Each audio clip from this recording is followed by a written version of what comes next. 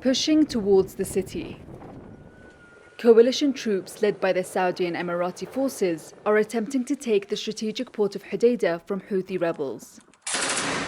For 3 years, the conflict in Yemen has been stuck in a painful stalemate. This offensive, which the coalition has called Operation Golden Victory, could change the course of the war.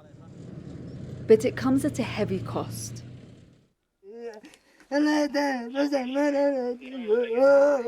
A father in despair. He clutches the lifeless body of his 3-year-old daughter. "What do I do now?" he cries. Grief has become routine for the people of Yemen. This time, a family killed in a coalition airstrike as they sheltered in their home. The UN has warned this current offensive could cost up to 250,000 lives. Dawn, and the family funeral begins. The fighting around the city has intensified since the US and UK called for a ceasefire. The Houthi rebel leadership say the coalition couldn't maintain this offensive without the support of their main allies in the West. The coalition command room is joint between the Saudis, the Americans and the British. Britain is directly involved in the aggression against the Yemeni people. The British and American deny they're involved in any targeting in Yemen, but over 500,000 people have fled since this offensive started. Schools like this are no longer places of learning. They're now homes for dozens of families.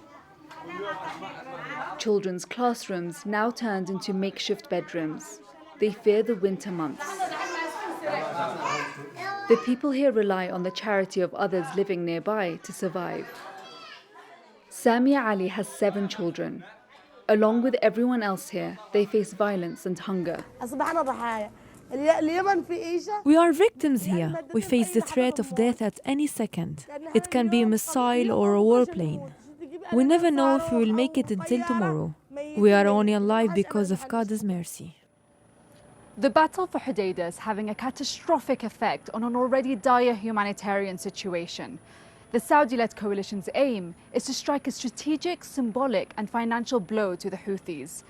But this advantage comes at a heavy cost and will no doubt leave Yemen hungrier, poorer and still at war.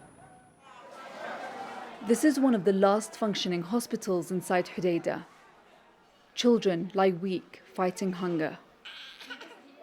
These pictures were shot 3 weeks ago. Yesterday, the fighting reached the hospital.